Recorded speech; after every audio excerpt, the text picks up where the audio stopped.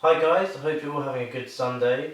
Today you will be continuing with your synopsis of Charlotte's story. So your section of this video will be post-diagnosis life, and that's the initial diagnosis of anaplastic astrocytoma in the July 2013. Yeah, we'll be moving on. I'll cover 2 to 3 weeks of what happened after her official diagnosis on the 16th of August. But first, we have some exciting, if not intimidating news. Intimidating for us, I think. My mum and I will be walking the South Downs Way, which is Eastbourne to Winchester, and not only once, but we're going to be doing it twice, just for the fun of it. So we're doing a walk, which will be about 200 miles, and we're going to do it sponsored. We've got a crowdfunding page up on the internet now. Those of you who follow Charlotte's Legacy on Facebook will have presumably seen that. But what I'll do is I'll put it in the description box below, and even if you can't donate, maybe just share it on your Facebook. That would be hugely appreciated. Every little helps, as they say. And so all that money will be going. All that money, obviously, it's a non-profit thing we're doing, so all the money raised will be going directly to a clinical trial, a brain cancer clinical trial, as we're quite keen to get a charity going which will fund directly clinical trials, so it'll be non-profit. And we're working with Charlotte's consultant on that, so we'll be meeting him in a couple of weeks to get some more facts and figures and things, but we're keen to raise money, but to go directly to a trial, so we will keep everybody informed as we hopefully start raising funds. Yes. But yeah, I'll put the link in the description for you guys to have a look at if you wish.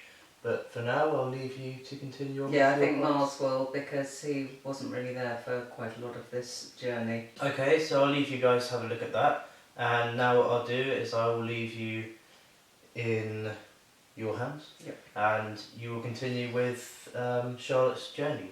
So I'll see you guys soon. I'm not quite sure when again, but I guess... Oh yeah, our walk, by the way, is from the 1st to the 16th of August. It was nicely timed, I would like to say, to end on the 16th of August, because that would be 3 years to the day that she was officially diagnosed with astrocytoma, which was the video I covered last week.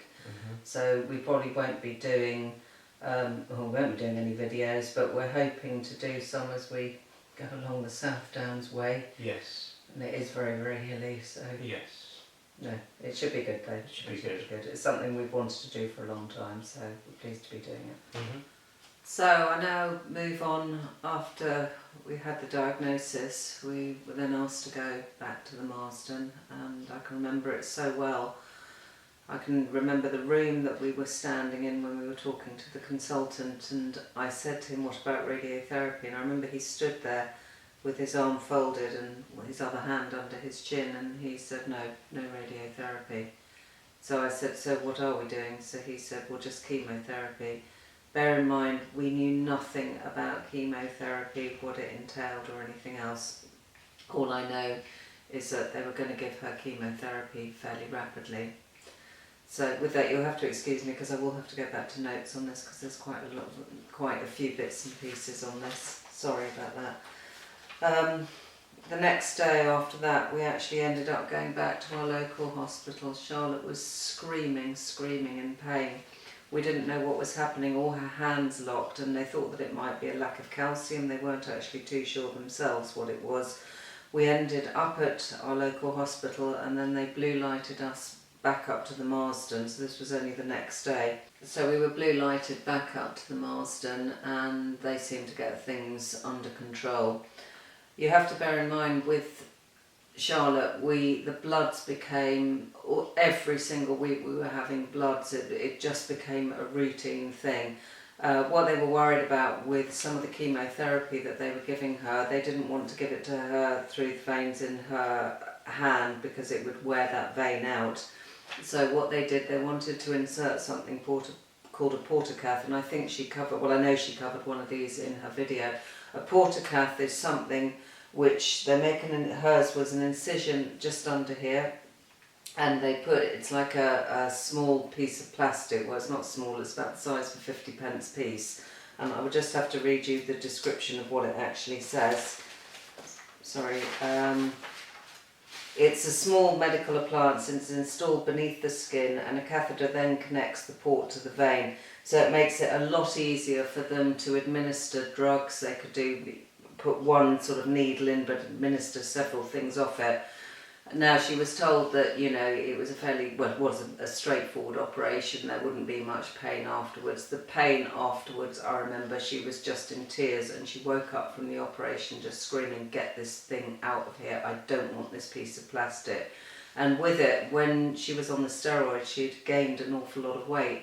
So that sort of covered it. But when she went, she plummeted right down to about 7 stone 4, and this piece of plastic just protruded out of the side of her just underneath her chest, and it was very, very uncomfortable for her. However, at the beginning we needed to have that because as time went on she became very, very poorly, and they had to administer so many different drugs. It was the best way of doing it.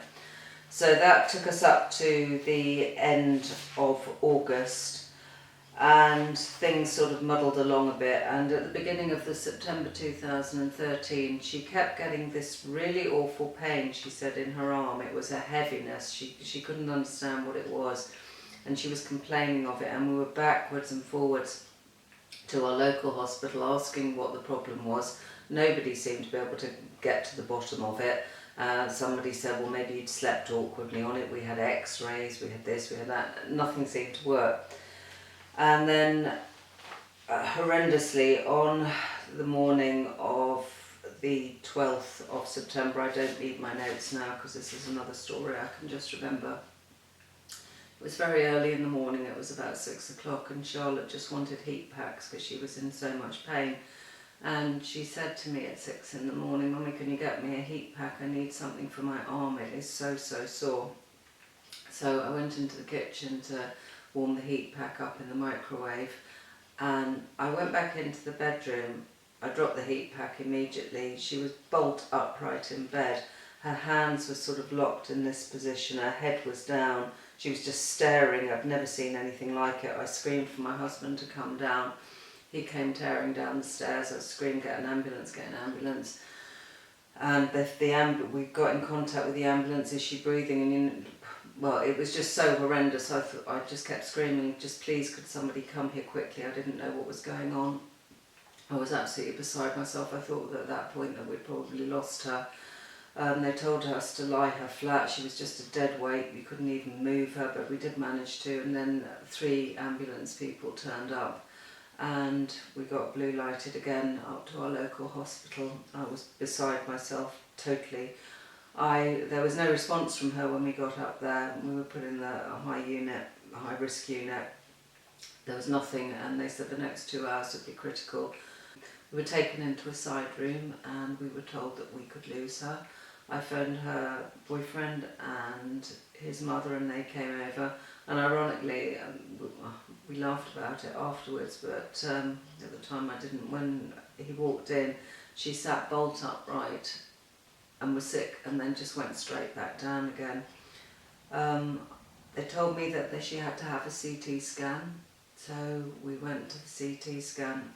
I didn't even notice anything that was going on. It was afterwards that her boyfriend's mother said to me, "Did you notice?" I noticed all the equipment. I hadn't noticed anything. There were no porters, it was doctors, it was oxygen, it was everything, but I didn't notice anything. And she went into the CT scan, and I thought that would probably be it, and her boyfriend said that he would wait with her. So I went upstairs, I went to have a coffee, just cried continually, and then we were told to go up to another level and wait for her to come out. And I'll never forget it, because I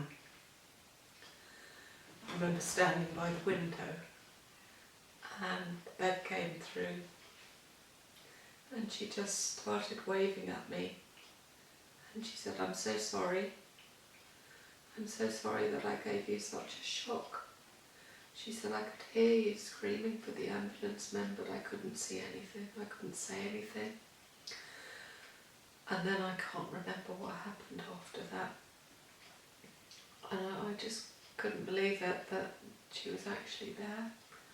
And the next thing she got back is they wheeled her round the bed round, and she lied down, and it was awful because her eyes sort of went almost right back, so it was just the whites of her eyes, and I thought, oh, this is, it was just a freak thing, but her eyes did actually recover, and she pulled through that. I don't know how, but she did pull through it. So that was just another part of the journey.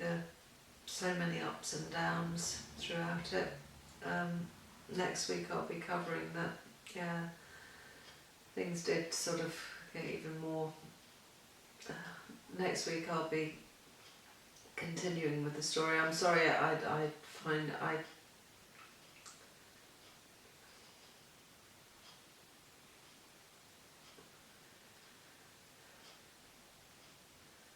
next week I'll be continuing with the story from the mid-September when we went in 2013, and certainly what happened over the following month. It's been difficult this week. It's always difficult, and I think with the summer holidays coming up, there's so many things I remember from last year. It sounds ridiculous, I know. I'm already absolutely dreading Christmas. I'm dreading at the end of August because I know they're going to have all the Christmas and stuff in the shops, which they always do at the end of August, and I know that that's going to be particularly the next few months to come are probably going to be more painful than before, I must say. I think the next 6 months, the next few months are going to be very, very painful because Christmas with Charlotte, but anyway, I would at least like people. Anyway, so next week I will continue her story, and hopefully we can let you know a bit more about the walk, and we can. Anyway, with that, I'll leave it at that, and I'll hopefully see you next Sunday. Thank you for watching. Bye.